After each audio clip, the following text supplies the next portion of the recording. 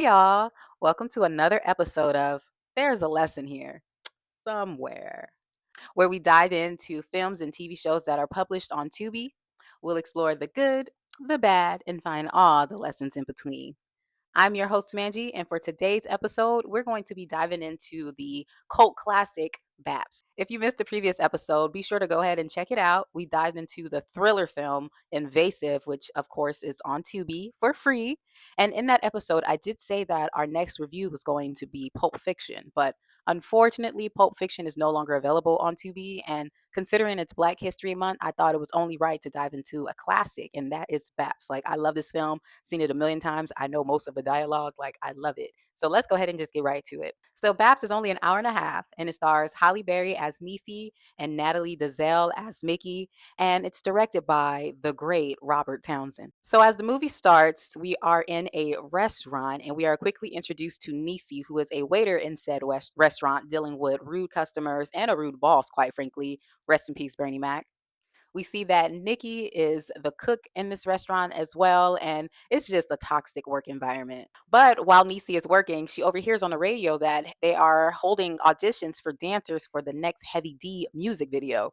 And we can just see on Nisi's face that this is something she might want have to go for. So the next scene we see Nikki and Nisi walking home, and we learn that their boyfriend stood them up. Well, it appears that they stood them up, and during this walk, Niecy, introduced the idea of going to LA to audition for Heavy D to Mickey. And Mickey wasn't going for it at first because she's like, we're not about to use our savings for this. Like, girl, no, we are already struggling enough. Then randomly, their boyfriends pop up. So we're introduced to Ali and James.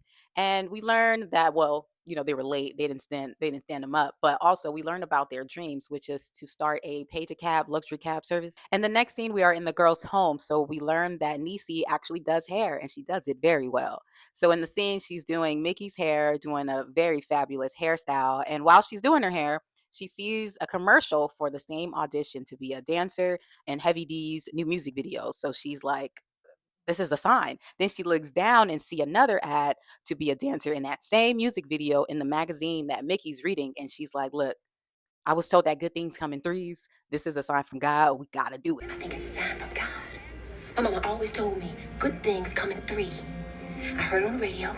Now I read it in the magazine. And now it's on TV. This is it, Mick. Niecy, you bugging.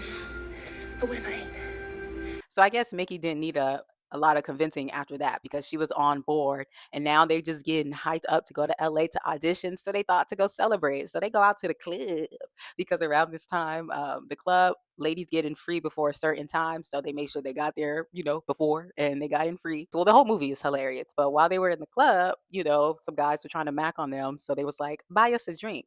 Y'all, they got four drinks and it was $16. One drink ain't even $16 nowadays. Like one drink is like 20 bucks. So four drinks would have been like a smooth $80 in today's world. Back then, apparently, it was a lot of money because the guys they didn't have it. And so once the bartender put the bottles up, the guys looking at Niecy and Mickey and Niecy looking at the guys, then they're like, oh hell, let's get out of here. That'll be $16 even. What's up, Jay? You doing all right?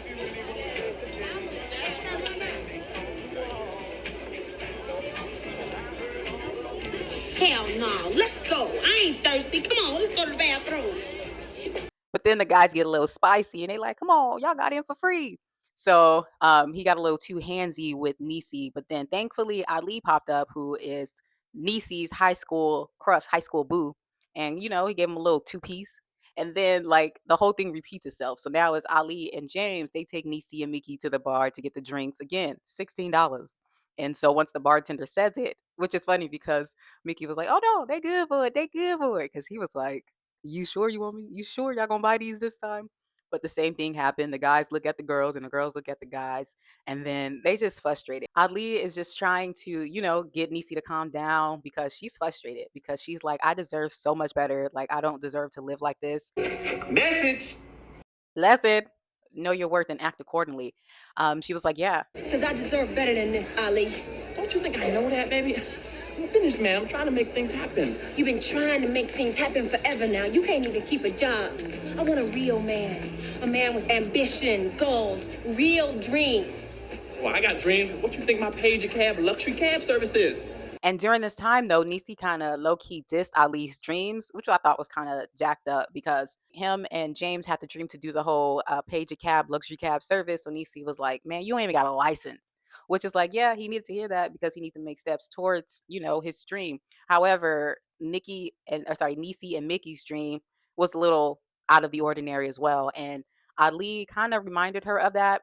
And it hurt Niecy's feelings. So I feel like that was like a fair jab though, because Nisi was dissing him in his dream like already 10 minutes into the film. So he just kind of reminded her, like, look, we both chasing dreams and yours not that much different either. So the next scene we see them flying to LA because they about to go audition for Heavy D and they ain't come to play. Like they look fabulous, ghetto fabulous that is. So their hair is big and large, and then the outfits are shiny plastic and just tight. Like it was just they look good. And while they're on the plane, because they from the hood and black people, we have our own language, Ebonics, African American vernacular, if you will. So that's all they know how to speak, talk. So on the plane, they were going over like etiquette, like the proper etiquette when in a more white environment. So they was basically trying to practice how to speak properly. A funny scene though on the plane was when it was time to watch a movie, which was like, looking back on how they used to be on the planes was really interesting because now when we get on a plane, we have our own individual screens and on the seat in front of us. But back then they had one screen, one projector, like in class, and everybody watched the same film with the audio on loud. So I thought that was interesting to see. And yeah, times have changed. So during this time, their hair was so big that it was blocking the projector. So everybody was complaining. And then they had to like lay low so everybody could see the film. As soon as they get off the plane, they run into their first celebrity. They run into LL Cool J. And he's there signing autograph. And this, I'm assuming, is like their first celebrity that they ever met because they was loud. They ran up on over and was just like, hell yeah, LL. Nikki was like, I know you got a wife, but if the shit don't work out. Well, check it out. I don't mean to be rude or anything, but unfortunately, I gotta go. I'm running late, okay? Okay, All right, Uncle ladies. L. Okay. All right. Okay, baby. Keep licking them lips. Oh, and I know you with your baby's mama, but if the shit don't work out, you know you can come in there. I love this movie. And then once they left the airport, they made it to the audition, which they thought they were like first in line, which I thought was so cute. But then once they bust that corner, they see that it was 1,000,002 people there. And now this next part is probably my favorite part out of the entire film. And that's when, they was kind of feeling like, oh, everybody here think they better than us. Well, let me show them what I got. Well, Niecy was like that. And Mickey was more like Niecy's support system because they're really good friends. So Niecy was like, let me stand on these hoes real quick. So she went out there, she did her little 1, 2. That's my girl. That's my girl. That's my girl. Yeah. Yeah. Baby, we got this. Boom. Baby, we got this. Boo, yeah. And then they had Booyah actually written on the back of Mickey's hair. Like, the culture up in this film, like, I just love everything about the fit, about these two women. But while Niecy was dancing and showing off her skills, we noticed Antonio from afar, and he was eyeing Mickey. And, he got the little flirtatious eyes, so she flirting back with her eyes. And, they had a little moment. So this was our introduction to Antonio. And once they bombed the fucking audition because they were just doing a lot, Heavy D accused them of like hitting the other girls with their hair, and it was just all over the place. So now the girls are kind of feeling defeated in this moment. But while they're just like, looking like they are defeated, Antonio approaches them with a job. So I guess he's seen that since they were there for a music video, he would say that he's doing a music video and wanted them to be in it. In return, he would house them in a mansion in Beverly Hills and pay them 10K each. And that was all they needed to hear. They was in. They was like, where he at? So immediately they head to the mansion and you could just see just like the girls in awe because they ain't never seen no shit like this before. And another one of my favorite parts was again, they were kind of rehearsing their proper English before entering the mansion. So they're like right in front at the front door, about to get ready to knock. And you're like going over their lines. So they like, if they say, how you doing? And then, they just try not to be too black. And once they got it together and knock on the door, we are introduced to the butler, Manly, in which he kind of dismisses them already and just took them for beggars. So he's like, how the hell you get past the security guards? And they, they didn't take it as shade at first. They was just like, oh, People beg where we from all the time. But it wasn't until the butler slammed the door in their face where they like, oh, okay. So the butler was kind of nasty with them low key for most of the movie at first. And Mickey, she wasn't taking it. She was definitely jabbing back at him the entire time. After he closed the door, they knock again, and then we meet Isaac, who is the uncle's nephew. So the uncle is the owner of the mansion. So we meet him, and he says that, like, they're going to be lovely for the job. And he tells them to, make themselves at home, and then they're going to reconvene so they can go over like the details of said job. Like I said, Vicky was giving it right back to the butler. So with this little part when they was calling him Alfred from Batman, she was like, "You say Batman to the cave?" Everybody lost their job that day. All you have to do is say Batman to the cave, and everybody lose their job that day. And you get that job. To the Batcave. So during this time, they're, taking a tour of the mansion because it's a lot to see. They come from, having little to nothing, and now they're in this big ass mansion. So they're exploring and seeing all these things that they've never seen before. And during this time, they end up in the bathroom, and they're wondering why there's like two toilets and why this other toilet looked different. That other toilet was a bidet, but of course they didn't realize that at the time. But Niecy wanted to act like she knew what was going on, and like, she's used to this lavish life. Like, I know what this is. So she like turns it on, and of course that water just sprays out like high blast, and just they get wet everywhere. And then they tried to sit on it to try to stop it.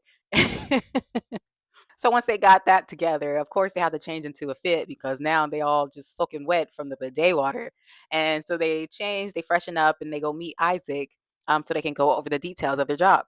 Again, another fly fit. So during this little meeting with Isaac, they learn that they are actually not making the music video, but Isaac wants them for, or Nisi, for more of an acting role. So Isaac tells the girls of the story of his uncle who fell in love with Lily, who was a black woman, but they couldn't be together because during those times it just wasn't okay for a black woman and a white man to be together. So they kind of separated, but Lily was always the love of his life. We learned that uncle is dying, and during his last days, he wants, basically Isaac want his uncle last days to be more memorable. So he want Nisi to act like she is Lily's niece, or sorry, Lily's granddaughter, and then basically just kind of give him the time of his life for the time being until he dies, basically. So when the girls first meet Uncle Don, it wasn't that pleasant because Uncle was upset, honestly, with Isaac because he didn't give him a heads up. Like he didn't get to prepare because he was just there looking, I guess, to him crazy. And so he just didn't like the fact that he surprised them with like two beautiful women, and he didn't give him a chance to prepare. So he was a little bit rude. But then once Unc got his shit together, they met at the table for some food in which he tried to, properly or formally introduce himself to both Nisi and Mickey, and then try to learn a little bit more about her connection to Lily. And during this time, they serve Unc and the girls some food, and that food looked terrible. Mickey was like, "Girl, what the hell is this?" I'm about to make you some real food. And she got up in that kitchen and she made some soul food. And while Mickey is doing her thing in the kitchen, of course, her number one hater is there with his nose up in the air. And that's the butler. Now, in the next scene, we see Antonio and Mickey, and they're having a little conversation. And like almost right away, Antonio is just way too touchy with Mickey. And she definitely set her boundaries. Message. Set those boundaries. Don't let people do what they want, especially these men, okay? Right? You just met this guy. He all touchy. She's like, hold up. But money talks, and he knows that. So he's like, yeah, my family comes from wealth too, and I came here to find a wife, but I want someone who love me for who I am and not for my money. And Mickey like, you got money? But Nissy don't believe Antonio at all because she like, if he got money, why is he here working for Uncle? This shit ain't adding up because if 1 plus 1 is 2, then what the fuck is this? So the next day they're in the kitchen, and I guess the butler, the hater, he did a little homework on soul food, and he's like, the doctor said that this food is going to kill him. And Nisi and Mickey like, not the way Mickey do it. Mm-mm. And then Mickey go on a whole little tangent about how she don't use pork, so it's a lot better. And honestly, I would trust them. That food looked amazing, and it didn't look too crazy. Like that shit looked delicious. I see why Uncle's feeling good the next day. He had a pep in his step. They had the butler go and run errands for him. So like Unc came out and was like, don't forget the Ice Cube CD. Like Unc woke up a whole new man. Okay. So they send Manly or Alfred out to go get some CDs. Don't you miss having CDs? Like this whole film is just so nostalgic. But they sent Manly out to the record store to get like the latest CDs. And this part was funny too because the worker was just hilarious. He was turned up with his music on in his headphones and just dancing and working at the same time. So once Manly finally got his attention, he tried to like, shoo him off to the classical section. But Manly's like, no, I'm actually here for Too Short, Ice Cube, bitch better have my money. He's saying like all these like top hip hop names. And so like the record store worker, he was kind of impressed. So he's like, tell him all the fire hip hop music that they have and like the hip hop news. And then the next scene, like Mickey just looks so peaceful. Like she looked like she deserves to be there in that pool and in that lavish life. And I feel like this film is so important for a lot of little black girls to see, especially a lot of little black girls in the hood that come from nothing, because we have to see ourselves in these environments in order to truly make it our reality. And this was a great visual representation of it. So in the next scene, we see Mickey floating in a pool, just again enjoying the sun. She's trying to reach for like the food platter and ends up falling in the pool. And she's freaking out because, black girl's hair and water. And so she's like, my hair wet, my hair wet. And Unc, he's just concerned. He don't really know what the hell is going on, but he's just trying to make it right. So he's like, "Yo, I'll just send her to my hairstylist. Better yet, I'm gonna take y'all on a shopping spree." So he takes the girls out on, Rodeo Drive, all through like Beverly Hills, just take them shopping, getting them everything they want, as they should, because all black girls deserve this treatment. And while they're out just having a good time with Unc, we see Isaac being sketchy and taking photos of them. So now we kind of see that there's something fishy going on. In the next scene, we see Isaac on the phone with someone, and he is not speaking highly of these women. He's saying how Mickey and Niecy are dumb and they'll never suspect a thing. So now we know for sure something sketchy is going on when it comes to Isaac. And basically, this whole plan that he has with the girls is probably fraudulent. Once the girls make it back to the house, Nisi is starting to kind of feel some type of way because now that she's like bonding with Unc and actually enjoying herself, and then he's doing so much for them, she kind of starts to feel bad, and she's like, it's kind of fucked up waiting for him to die, right? So we see that these girls are actually the opposite of Isaac, and they actually have a heart, and it's just not out here to just like play with people for money, which was refreshing and makes sense. And then, since they was out shopping or whatever, they had missed their stories. So Niecy and Mickey was kind of talking about like, dang, we missed the stories. And they was trying to figure out who killed who in the stories. And then this is where we see the butler Manly like low key attempting to connect with them, which I thought was cool. Like he's like, finally starting to slowly accept them. And he watched the stories too. So he put them up on game and let them know the details of what happened in that episode. Uncle takes the girls out for a lavish dinner, and that green dress with that blonde ponytail. Oh my goodness. Like Holly, whoever the costume, the stylist of this film did their thing. I don't know, it could have been a man or woman.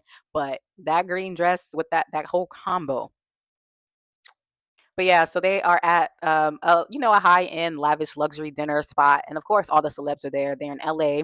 And so they are fanned out almost immediately. And it was funny. They kind of took turns being fanned out. Like at first it was Mickey. She was all up on I don't know who the artist was, but he was singing and she was like, I'm not gonna let you go until you sing to me. And then so Niecy was like, girl, you gotta chill. Like be more demure, as the kids would say today. But then she turned around and then see somebody who she loved and hopped on them right away. Like they had to like chill, chill, chill. But then they run into Heavy D again. And then it was like, yo, Heavy D, like we was at your audition, blah, blah, blah, blah. And he was like, nah, I remember y'all. Like y'all was doing a little too much. Y'all was hitting people with your hair. Like it was But they was like, nah, you seen it wrong. Actually, we about to audition for you right now. So like Mickey started singing while Niecy started dancing. And they had like the server, the hostess stressed out. They had everybody in there stressed out. Oh, you're the next Monifa. Yeah! Look, the Mickey remix. Check us out. Oh, no, this is not It's been too long since you've been gone. Feels good when I went to. I miss you. Come back No, on. Mr. Booty. Oh, Mr. I'm so sorry.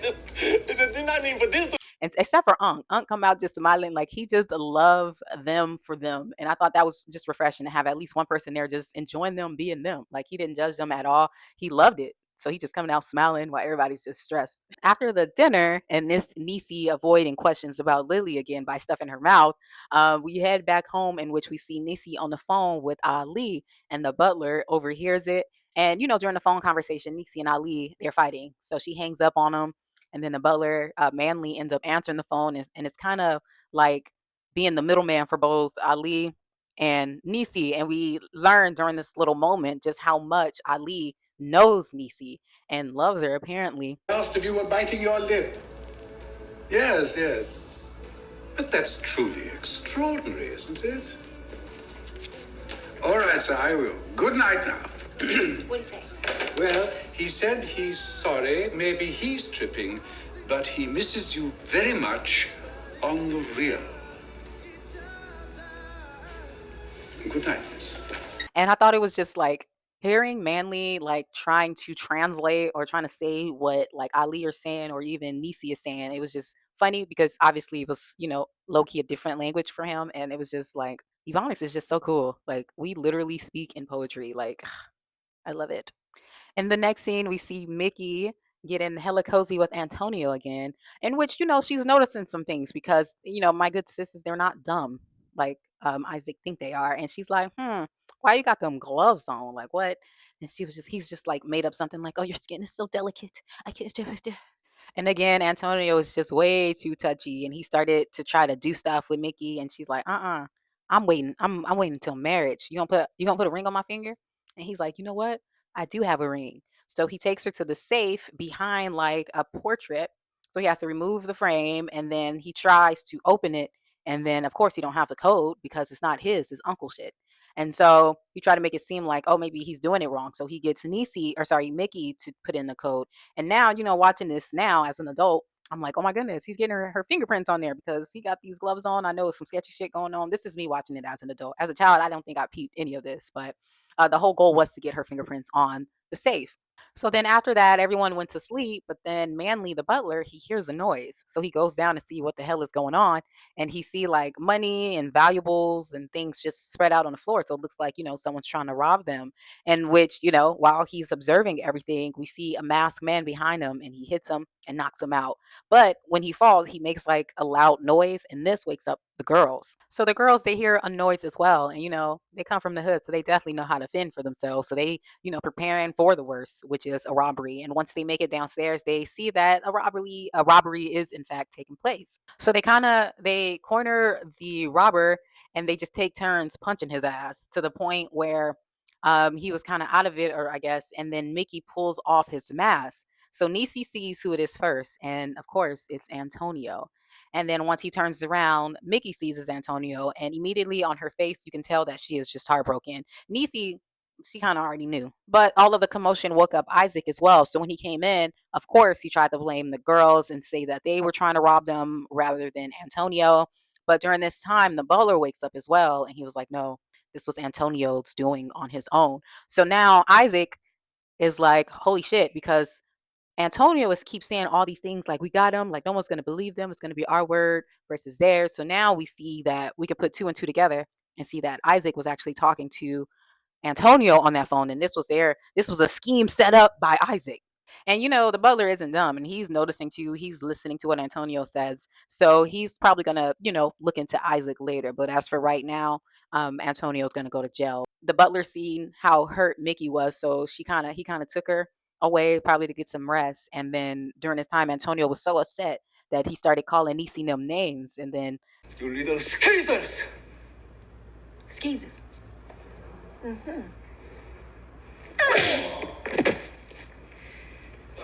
I'm gonna have to spank that ass like Tyson. because of that, Nisi kind of just handled him, and she fucked him up. Like when they was putting him in a police car, his face was just all lumped up. Also, Message! like Mickey set so many boundaries with Antonio. So yeah, she was hurt to learn that he was the one who was like robbing the uncle and essentially lying to her the entire time. However, I feel like she probably definitely felt a sense of relief because she didn't get too cozy with him. Stuck to her boundaries, and that was that. So I feel like, had she not stuck to her boundaries, she definitely would have been a lot more devastated. But shout out to my girl Mickey. Also, not for nothing, another Message! lesson is don't put all your eggs in one basket. Like since the beginning of this film, we learned about Ali and James, so we know they had booze back home. And even while they were in Beverly Hills, they were still referring to them as their man. So the fact that they still was dating and exploring because they didn't have a ring on their finger and their men back home wasn't doing enough for them. Yeah, they still was kind of like entertaining them just in case they got it together. However, they didn't let that stop them from pursuing other people because life goes on, baby. But after all that rah rah, they go and check on the uncle because uncle is still MIA this whole time, and they like, how the hell did you sleep through all that? So they were kind of scared.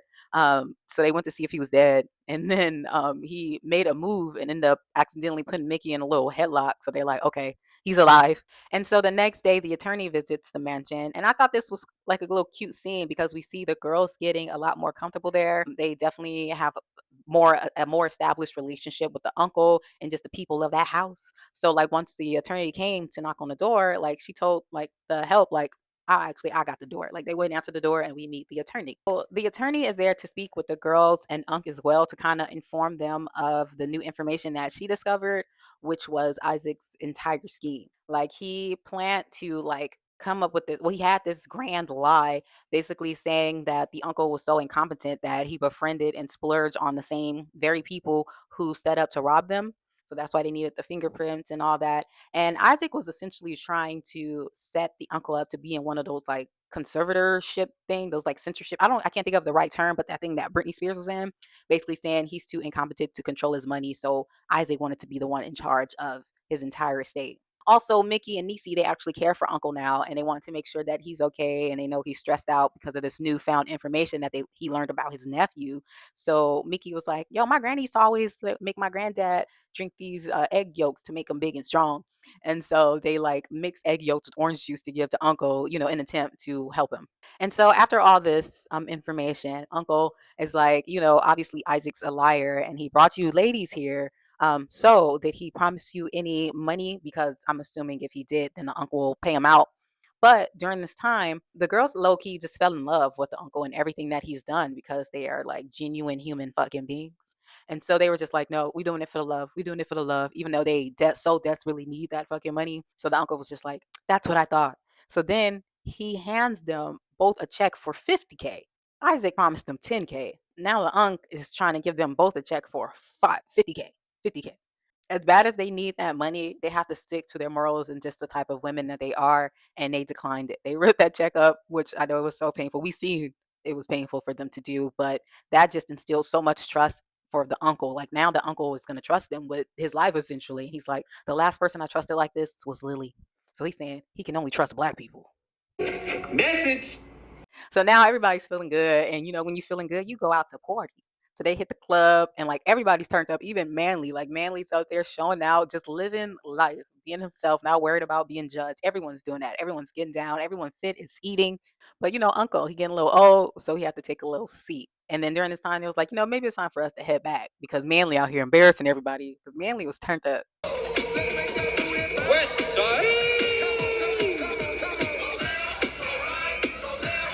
So while in the limo on the way back to the mansion, they're kind of just having a conversation about life in which Nisi is kind of talking about Ali because again, that's her boo. And she was kind of just telling Unc how like he ain't got no ambition and yada yada yada, which I disagree because I honestly feel that Ali and James had the same level as ambition as Nisi and Mickey. They both had big dreams and they both were like slowly taking baby steps towards those dreams. So I disagree with Nisi here. However, Uncle tells Nisi that Ali kind of reminds him of himself because he said he actually lacked ambition and all those things that Nisi said about Ali applied to Uncle at one point. And he said the reason why all that changed was because of the woman he loved, which was Lily, Nisi's fake grandma. So he was basically saying that Lily was the reason why he actually became ambitious and desired to have a lot more because he wanted to take care of her. And Uncle said a little quote that had Nisi really thinking, and that quote was, there is no fortune worth the loss of a true love.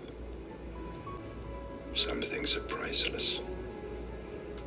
so she kind of really is like trying to see if she value that love or if she value fortune or if she could have it both.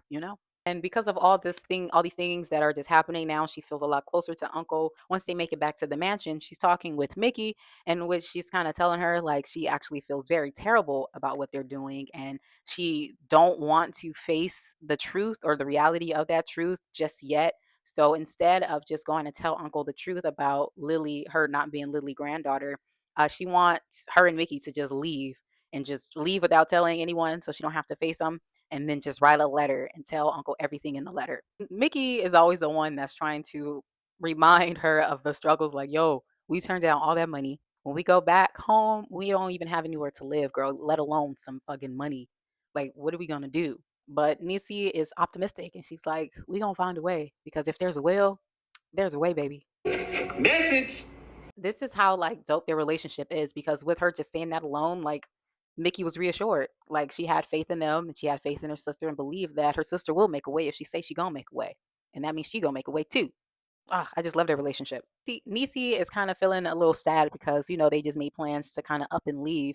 And so she's just walking around the mansion, I guess, one last time, looking fucking fabulous, phenomenal. Okay. She's looking like money. While she's out there, she like turns on the light, probably about to just do a little slow dance by herself. She gets a surprise. Manly pulls up with Ali and James, but right now we just see Ali here with Niecy, and he has like a haircut. He freshened up and he tells Niecy that he got his license. So, he's making a step towards his dream, which is a pager cab, luxury cab service. They have a little moment. Manly puts on their song, of course, and they like dance the night away. It was just so sweet. Then we get to the balcony where we see Mickey and James is crying his heart out, basically letting Mickey know, like, you deserve all these things. You deserve nice things. Kind of what Uncle was saying, that is what James was feeling. Like he is crying because he's frustrated and probably disappointed that he can't provide all the things he's like naming for Mickey, but he's also feeling motivated to get that because he knows that she's deserved it and he don't want her to be with nobody else because that's his queen. So he gonna get it. And you need some clothes. Why why should you have to wear your Sunday clothes on Wednesday?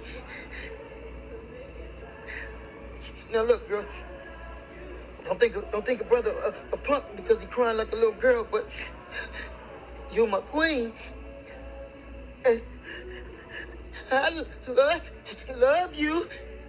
Shortly after these two beautiful moments, we learn that the paramedics are there and they are there to get Uncle because something happened and he needs emergency help. And of course, Manly is freaking out. He goes to the hospital with Uncle, and then we all eventually go to they all go to the hospital with Uncle, and they look fabulous in the fucking hospital too. Like every fucking outfit eats. So while at the hospital, we see Isaac again, in which Manly is behind him. I don't believe Manly realizes that they are actually not Lily's granddaughters. So during this time, he's probably putting two to two together because Isaac is there and he tries to give them the 10K check. You don't realize that they actually turned down 50K from Uncle directly.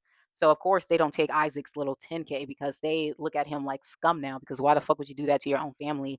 And Isaac, he's a dickhead, so he like rips the money in their face or whatever, assuming like, they're just gonna go back to the slum. He also calls them out too because he's like, I'm not the only one lying. How's Lily? How's Lily? Yeah, yeah. But also like, fuck you, okay? All right. So the girls, they go into the room to see the uncle one last time, in which Niecy did try to, get that truth out there, but Uncle was just like, shh, this we are seeing that this is Uncle's last moments, and he just wanted to enjoy it with the people who made his last moments so memorable and worth living, essentially, honestly. Like, and so he was just like, girl, be quiet. Later on, we learned that he always knew that they were not Lily's actual granddaughters because Lily never had kids. But he was just, I guess, happy for them to be there because she probably really did reminded him of Lily in some way, whether they were truly related or not. Once they make it back to the mansion, of course, everyone's packing up. We got Niecy, Mickey, and now we have Ali and James, and everyone is just super acquainted with everyone there now. Everyone is it's all love. Everybody love everybody. So they're packing up, but the attorney comes for a visit one last time to go over the will. So now Isaac is there, in which he was just he just was super dismissive of the two girls as well. You can tell that he never had any kind of respect for them. It was so cute because like Manly, he was Mickey's biggest hater at first, but then it was like a hater to besties trope. Since it's like their last little moment for now, Mickey finally got his name right and called him Manly. But now Manly want to be called Alfred. And quite frankly, I've been calling him Alfred. I have to keep reminding myself to call him Manly because Alfred just fit because Batman to the cave. Now we have everyone in the room. We have Nisi, Mickey. We also have Isaac and the other workers of the mansion, as well as the attorney, because we learned that Uncle obviously passed away now, and they are going over the will. And as she's reading what the uncle left, we hear the term BAPS for the very first time in this film. So the uncle actually, I guess, coined that term, but he called Nisi and Mickey BAPS, and that stood for Black American Princesses. And I thought that was just so dope. And I feel like us as Black people actually need to take that term. If you see another Black woman, Black American woman, that's a BAP. That's a BAP, BAP, BAP, because we are Black American princesses. And the fact that they used the term Black American honestly was a little bit refreshing, considering this is an older film and they didn't just use like Black princess. Like, it was very specific on the type of black princess this was. So I appreciated that. We learn that Uncle left the Baps $100 million, and we had to read the attorney's lip for this because there was a lot of loud music. And we learned that he left something nice for Alfred as well, aka Manly, because of the way everyone was reacting. Maybe it was Alfred and the other workers because everyone was a lot. I was very excited, and Manly looked stunned, but also appreciative at the same time. And we can only assume that he left nothing for Isaac because he looked livid and he stormed out of there very upset. So I feel like it's safe to assume that Uncle didn't leave him anything, probably like, a piece of coal. But with all the money that was now left, 100 million, they went from 10K to 50K to 100 fucking million. Of course, they invested in themselves. They opened up that salon slash restaurant that they've been talking about all film that they want to open their dreams. The guys, Ollie and James, ended up opening their Page Cab luxury cab service as well. And you see the line of luxury cars, and they already expanded this restaurant slash salon. So they had one opening up in Beverly Hills, the first one. Then they were talking about how they about to open one up in New York City, Paris, and Decatur, Georgia. Like, what? They are making moves and now they are celebrities. So just that transition from them being super ghetto fabulous to still being ghetto fabulous, but like rich now, it was just really, really, really, really beautiful to see. I feel like, I've been definitely sharing lessons throughout this episode, but let's get into the overall lesson here. Message. I feel like the overall lesson here is to always bet on yourself and don't lose yourself while betting on yourself. Because we hear many stories about people who are chasing a dream, how they tend to sell out for like any type of dollar. We just seen like a interview with Crawford and someone else, and he was like, "Yo, if he was offered 100 million, he could have his soul." Like, so people have those conversations and they actually mean it. Like if you give them enough of a dollar, you could do anything they want. They will sell themselves out, giving up on themselves. So in this film, we see these girls stick to their morals, stick to who they are, and didn't let anything change that. Again, they were offered 10K. I mean, granted, they got in on 10K, but they thought it was just an acting gig and they didn't realize how deep they got and how much they was going to love Uncle or even be connected. They thought it was going to be a quick little acting gig and then homie's going to die and then they get some money. But then they developed a relationship with them, which made them have a little bit more standards, a little bit more caring for this person because you don't do crappy shit to people that you love or adore. So since they had this newfound love for Uncle and even Manly and the other people in this mansion, they couldn't stick to the original plan and play everybody. So they turned down the 10K, they turned down the 50K because again, morals. And they like, look, they're not going to be able to live with themselves if they took that money. And at the end of the day, they ended up getting $100 million because they were loyal and true to who they are and they never gave up on their dreams. And in fact, they even helped their men get their dreams or bring their dreams to reality. So at the end of the day, when you bet on yourself and also take those steps towards whatever dream that is that you're looking for, and in the process of doing all that, you don't sell out or you don't minimize, you don't switch up for any kind of dollar. So you can still achieve your goals while still remaining true to who you are. You don't have to, change. I feel like I'm getting a little redundant now, but I feel like that's the overall message here. If you feel like there's a different lesson here, feel free to share in the comments what you think it is. I love this film so much. It's a classic. It's a film I could watch over and over again. If I do have kids, they gonna know this film because this film is just lovely and it's just unapologetically ghetto black. Like there's different types of blacks, and this is specifically like ghetto hood black. And I feel like yeah, even people, even girls from the hood need to see themselves in this light. So shout out to Robert Townsend for directing and creating this film. Shout out to everyone in this film. Rest in peace. Rest in peace to Natalie Desselle. Rest in peace to Bernie Mac. You are love.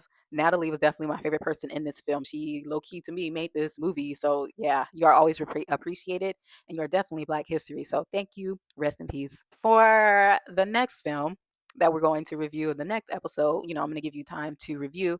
Also, I think I'm going to go ahead and start putting episodes out weekly instead of bi-weekly because I have the time to do it right now. And I just feel like there's so much to watch on Tubi. If I do bi-weekly, then it just feels stretched, like dragged out. So next week, we will be going over the film with, what is it, Terri Joe. So Terri Joe is a popular TikToker, who I find hilarious. It's a black TikToker who cosplay as like a white woman, and they are just so hilarious. So they have a movie right now on TikTok, and we are going to dive into that. It's a Terri Joe movie, so just type in Terri Joe and it should pop up. So yeah, next week we're going to be exploring that film. So thank you again for tuning in to this episode of There's a Lesson Here somewhere. If you enjoyed this episode, please be sure to like, subscribe, and share this episode with a friend, especially a friend who've already seen BAP. See if they agree or disagree. Thanks again for tuning in. I'll see y'all next week.